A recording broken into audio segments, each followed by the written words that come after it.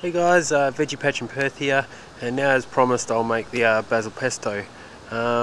Firstly I'd say I'll show you the ingredients, which is very few. So firstly we've got the basil, which I'm just using this to cover over. So basil there, and the process is already full of basil. And you'll see here, if you look closely, that the leaves are not perfect. They're full of holes. There's some dark spots, but this is the whole purpose of making the pesto. Keep your good leaves for you know, your other stuff, and then your ones that are a bit hammered and damaged, use them in your pesto. It's a great way of using them up, because at the end of the day it's all going to get munched up anyway. So yeah, that's your basil. You need good Parmesan cheese. Now don't buy the processed stuff that's already done. This is from a block, and if you can get Reggiano, even though it's a bit pricey, it's the Ferrari of Parmesan cheese. And your next ingredient is the most expensive one, is pine nuts. You can use cashews instead, but yeah, traditional pesto uses pine nuts. Then you've got your garlic. I'm just using a clove and a half because this is pretty strong garlic. This is the one that I pulled out this year, and it's dried out but it's very wet inside, so yeah, it's very strong. And then just some good quality extra virgin olive oil. And yeah, it's very important to use good quality ingredients, because I mean, if you're using your own produce and using this much basil, I mean, you can see how much is in there. If you go to my work, which you know where I work if you watch my videos, and buy basil, you get about, what, this much, and it costs you about $3. So you've probably got about 20 or 30 bucks worth of basil in there, so you may as well spend your money and get some quality ingredients. Anyway, I'm going to mount the camera up here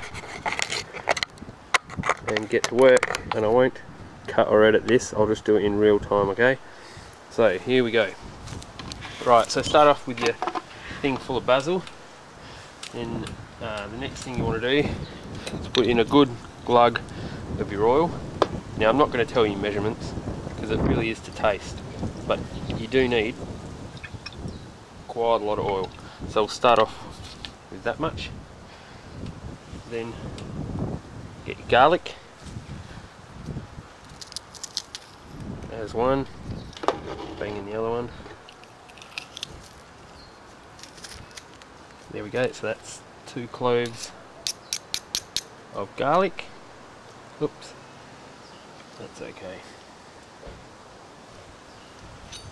Then pine nuts. Put in a heap of pine nuts. I'll use 1 packet, I'll see if I need more. Then your Parmesan. There we go. Now we'll bang the lid on.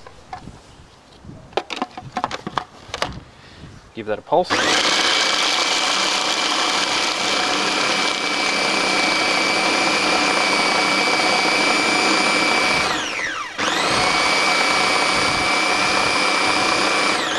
Okay, so let's have a look.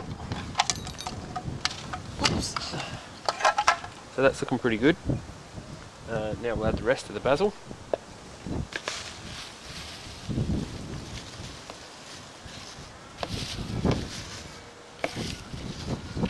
There we go.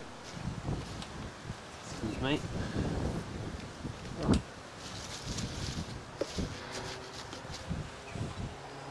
More cheese, a bit more.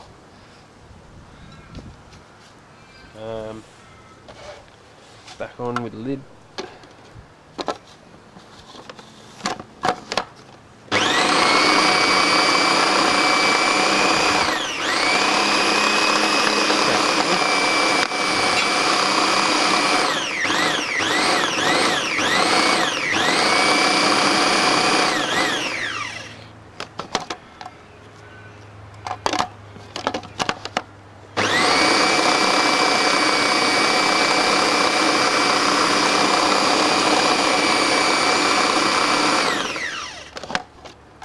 and that is about it. And then you just taste it.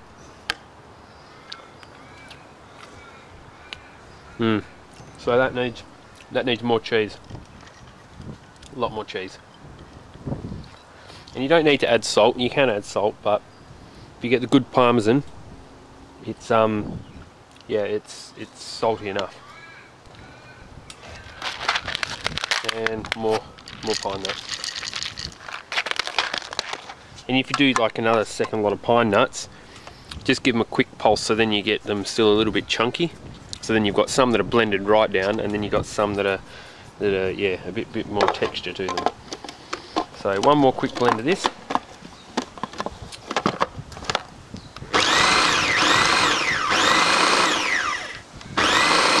Maybe a tiny bit more oil, I think.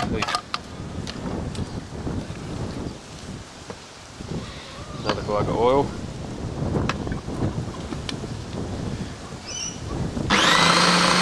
Really is the taste.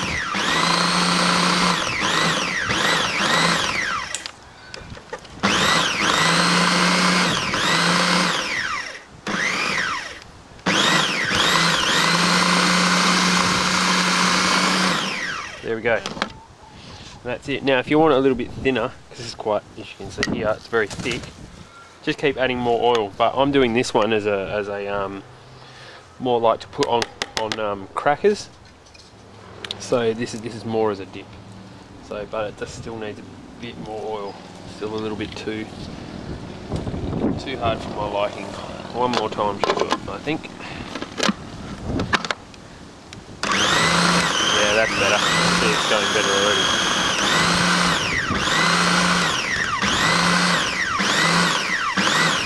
There we go, and that's it. Done. So there you go. There's your basil pesto.